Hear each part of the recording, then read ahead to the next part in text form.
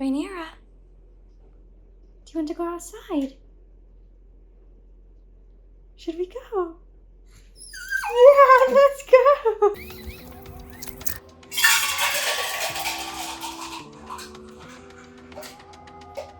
Well, look at that! You had a lovely Bucky's cup. Hi, welcome to another weekend reading vlog, although it is Sunday, so it's definitely probably going to end up being a week-long reading vlog. I don't know, we'll just see where life takes us. Don't mind, what's your character's name? He doesn't have a name. Oh, okay, well, I'll just call him Christian. I get Christian is playing Hogwarts Legacy, and yeah, I just ignore that. I recently bought 2 books that just like gave me 5-star vibes. I didn't know anything about them. I bought them off of like aesthetic and Rhaenyra, did you lose your ball underneath the couch? I'm gonna have to put this down and get it for you. Can you what about this ball? You want this ball instead? No, she does not want that ball. Oh, maybe. Okay. Anyway, I bought 2 books just like off of vibes and aesthetic, and they just like give me 5-star feelings. But I've read no reviews on them. I've not heard anything about them. Rhaenyra, well, you'll get your ball in a minute. So I'm just gonna see if my intuition was correct. The first one I'm reading is The Wren and the Holly Library by L.A. Lynds. This is actually the Fairy Loot edition. I did buy the Barnes & Noble edition first, and that was the book that I was like, oh, maybe this is gonna be 5 stars just by like the look of it. Let me grab that book so I can show you like what I mean. So this is the book that I got. It has different inside cover arts, and I want to like show you this synopsis is different than the UK edition. So I find that kind of interesting. From what I know, this book is roughly inspired. Rhaenyra! She's growling underneath the chair for her ball. I can't even see her. This book is roughly inspired by Beauty and the Beast. However, I did start it. I read through part 1, which was like the first 60 pages or so. And it feels a little bit like Crescent City 3. I like this so far. So far, the vibes are correct, and it's feeling 5-star. But the vibes. Yeah, all the vibes. And then the second book I'm going to be reading is Beautiful Villain by Rebecca Kenny. This is inspired by Great Gatsby. I think that both of these are like urban fantasies, but with fae, and this one has like vampires and monsters and all sorts of things. So anyway, go and get it. I'm going Rhaenyra. You can go and get it. You know you can. You've been under there multiple times. No, she's too scared to go under and get it. Come on. I'll get it for you in a minute. So anyway, I'm gonna drink my coffee, read part 2 of this, which is another 60 pages, and then like catch you up to speed. Oh my goodness, Rhaenyra. Where's your ball?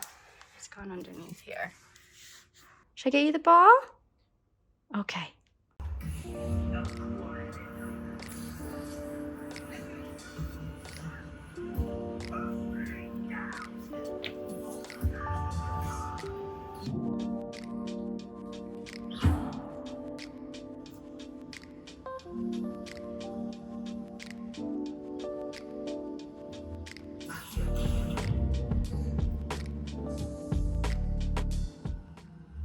Okay, I'm almost through with part 3 of Wren in the Holy Library, and it's really good. I'm finding myself like sitting on the edge of my seat for multiple reasons, and I haven't even told you what this book is about, so I will get to that. But in 8 minutes, I'm starting my reading live sprints back. Every Sunday, we are reading live at 7 p.m. British Standard Time, 1 p.m. Central Standard Time. I did this over the Christmas holiday season, like I think for 2 months leading up through the end of the year. I was like panic sprinting with you. I'm like nervous because I haven't gone live in 7 months, but I know that some of you are going to be on there, so that makes me feel better. And we're just going to have fun and chat in real time, and I'm going to read this book in real time and tell you probably a little bit about this book on the live. So if you're watching, then maybe I'm going to be a broken record about this. But so far the book is good. Oh my god, 7 minutes.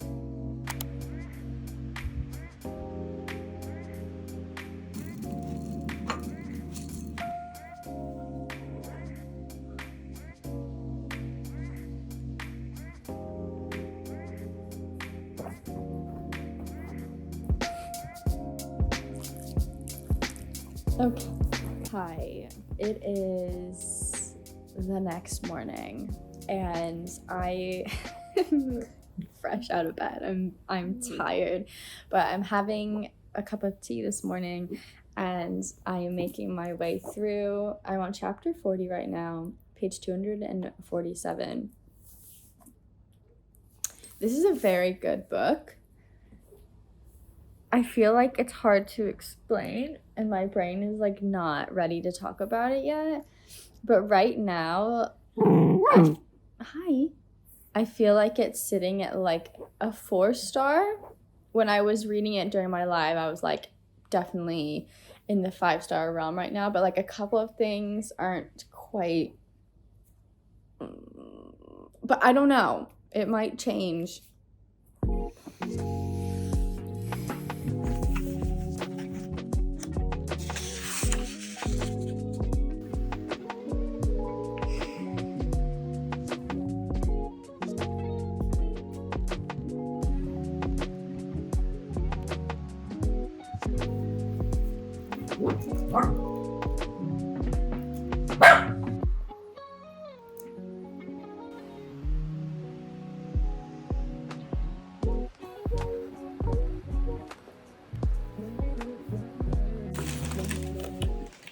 It just feels like a good day to just like sit down on the floor and do a little stretch while I talk to you. Just for a change of pace, change of scenery. I have a nice Earl Grey tea. I'm tired. I've just like been going through this phase the last 3 days where I'm just exhausted all the time and I don't know why because I am sleeping, but that's part of the reason I haven't been updating you. I've just been like trying to read and trying to get through the books without like literally falling asleep. So I finished the Wren and the Holly library and God, if you joined me for my live stream on my first live stream back, which was like the 4th of August, I was reading this book and I was like, this is like gonna be 5 stars. I'm putting it out there. Like I didn't want to speak too soon, but I'm just gonna go ahead and recommend it. I stand by my previous statement that the first half of this book was a 5-star book and then it tanked. I ended up giving this book 3 stars on Goodreads. There's so much that I really like about it. So let me tell you what I liked about it first, because there is the possibility that I will read the sequel. I like that it's about this girl who is living in a world in like a dystopian New York where basically monsters came out of hiding. When I say monsters, I'm talking like witches, vampires, werewolves, sirens, just like monsters as you think of it. And they like had their own kind of Silverborn uprising, and then it clashed with the human world, and then now they are living in coexistence, but the world is not what it once was, and New York is a very, very dangerous place. So I like the modern elements. I like that she is this very charismatic thief. She's very fun in the sense that like she's just like a fun character to follow, and I like the world and I like the descriptions that the author is building. This is pitched as a Beauty and the Beast retelling. I think the Beauty and the Beast aspect of it is so faint that if someone hadn't told me that it has Beauty and the Beast retelling to it, I wouldn't see it. So I wouldn't go out there anymore and say like, it's a retelling. No, like it takes maybe a little bit of inspiration from it, but barely. I like the author's infusion of historical facts. I like the characters that the author is writing, but I don't like the relationships, and I don't think that this, let me rephrase it. I think that this book could have benefited from another 200 pages. Make it a 500-page adult fantasy book. Like an extra 100 pages in the beginning to setting up this girl's world and relationships and where she's coming from, and then another 150 pages just to meet out the plot, because it just felt like we got the structure of a building with this book, and like it's not furnished and we're sold a furnished building. I don't know where that analogy came from, but it seems very fitting for this book. One of my main complaints with the relationships is suddenly her and her main love interest, they're just like clicking all of a sudden, but we don't get to see the building of that relationship. I like it when authors take their time and make me believe in what I'm reading and what they're selling me. I also did not care for all of the exes that came up in this book. And off the top of my head, I can count 4. Both our main characters have exes in past relationships that pop in and out. And like, it was a weak plot point in multiple ways. It just was unnecessary. I don't think that it did anything for the plot, didn't serve anything for the characters. It just felt like plot for plot's sake. I think it could have been something different. There was like some jealousy stuff going on. I also don't care for the ending because I was left feeling a little bit confused. Although the author spoon feeds us everything in this book, so I saw things coming, I wasn't shocked by anything. I was still confused on like how it's all kind of pieced together. And I have a theory for book 2. I have a theory that maybe this will end up being some kind of love triangle or polyamorous relationship. And if that happens, I'm out. I'm not invested. I don't like that. I don't like that in my books. So maybe that's not gonna happen. Maybe I'm just kind of bitter about this story because it was a 5-star read until it really tanked for me. So maybe I'm just overanalyzing it. But unfortunately, this did not live up to my 5-star expectations. In a nutshell, I know I just spoke about that for like 10 minutes. Hopefully future editing Ragan will crop that down for you. I need to have a cup of tea because we need to talk about the second book. Beautiful Villain by Rebecca Kenny. I'm 184 pages in. If you can hear Hogwarts Legacy in the background, I'm sorry. That's my husband playing that. Okay, so after I finished Wren, I picked up Beautiful Villain. And I'm on chapter 14, the start of it.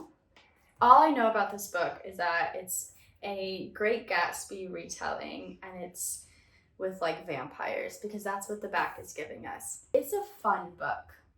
It's a book that I kind of feel like I'm going to read, enjoy it, and then forget about it, which isn't a 5-star. So something's got to pick up for it to be bigger than like 3.5 stars. This is also set in modern day, which is unplanned that we got 2 fantasy books set in modern day. Both have vampires in it. This one on the back of the book tells you that there are vampires, so it's not a spoiler, but basically we're following a girl named Daisy. And Daisy just graduated from the University of North Carolina. Her parents were not supportive of her going into law, so she had majored in communications, but doesn't know what to do with it, doesn't have a passion for it. So she's just home for the summer, just like basically depressed. I can relate to it, 100%. Been there post-summer, post-graduation, at your parents' house, not knowing what to do. I get it. I think the characters are really real, and I appreciate that aspect. The Great Gatsby aspect comes in because she is invited to this party. This guy named Gatsby is throwing parties, and she's like, that sounds really familiar because when I was like between the ages of 6 and 14, I had a best friend named Jay Gatsby, but we were both really poor, but he was really, really poor, and his parents were drug addicts and in prison, and her parents ended up like discovering, her dad discovered something for science, kind of some cell or something, and then they moved up in the world, okay, and she kind of left him behind. So you can kind of maybe guess that it's the same Gatsby who's throwing these lavish parties, like millions of dollars a night parties, and like basically everyone's invited. So it's fun, and obviously there are vampires involved, okay. I don't like some of the choices the author is making. Our girl Daisy dated this guy named Tom for 7 years. They dated in high school, they dated all throughout college. We find out very quickly that Tom is a cheating scumbag who was also abusive emotionally, physically, was manipulative, and was just an overall gaslighter. Well, Daisy, after graduating, is at home and like still in this friend group where she finds herself in situations where Tom and the girl he cheated on Daisy with are there. Like they go on a hiking trip and they like also tag along, and I'm like, you do not need to put yourself in a position where you have to even be within any kind of mile of this person. If that were me and someone showed up that like wasn't supposed to be there, and even though there's only like 6 of you, I'd be like, sorry, I'm out. I'm gone. I'm not hanging out with you. She stays. So I feel like that was this whole Tom situation that's been going on this entire book. I'm like, I just want you to just go away and disappear. I don't know why you're involved. But maybe you're like, Ragan, Tom is supposed to be so-and-so from The Great Gatsby. I don't know, because I actually haven't read the book and I've not watched the movie. I did study it in high school, but I never read the book. So this is my calling to maybe do that. It's actually one of my little brother's favorite books. He loves The Great Gatsby. I think he said it's his favorite book. I got him a copy of it one year. But anyway, Tom needs to go away because what is he doing in this book?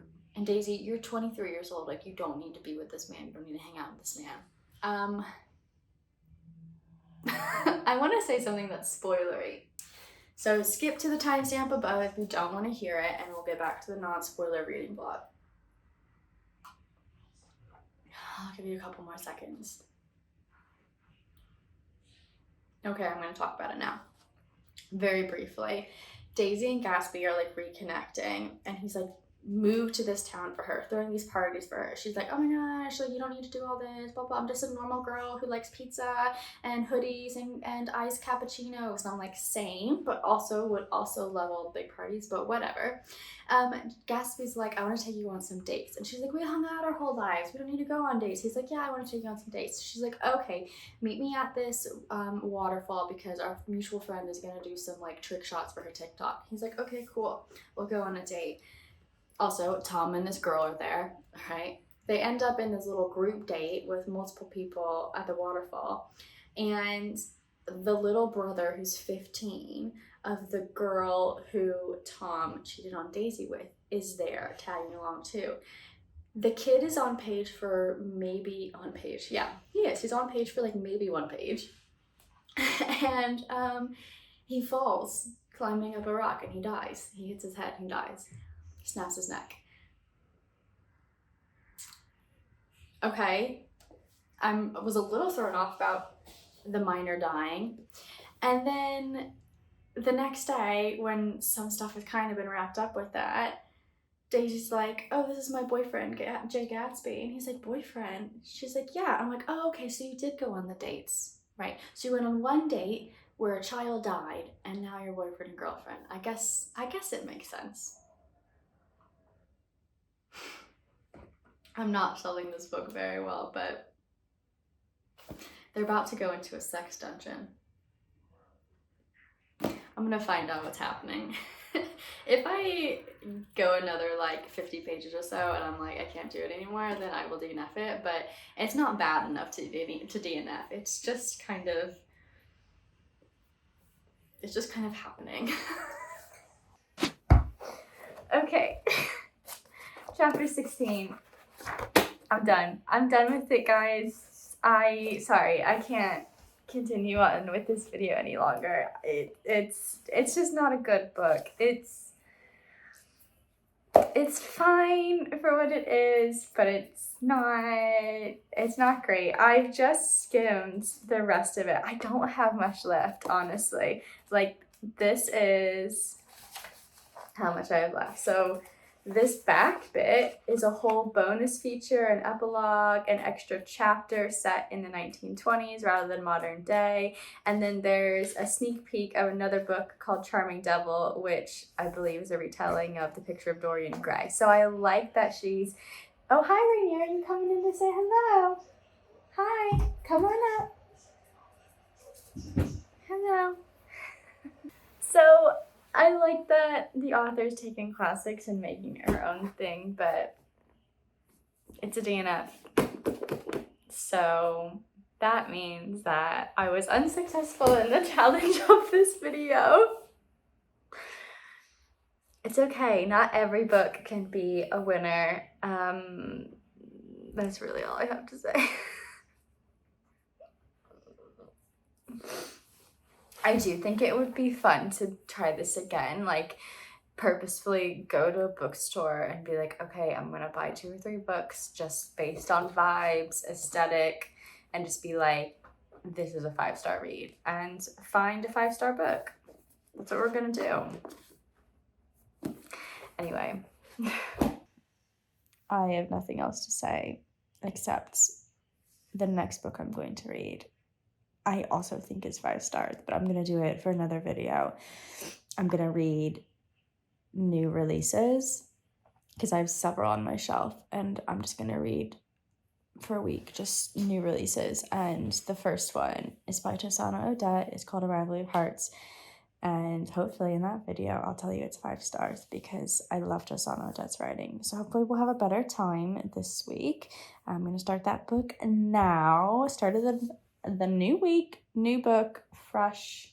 It's all good. It's all good. But if you made it to the end of this video and you hung out with me in my complaining, thank you so much. I love you. Drop a vampire emoji down below. I'll thank you in the comments. We can chat about books. And that's it. That's all I've got to say. Anyway, bye.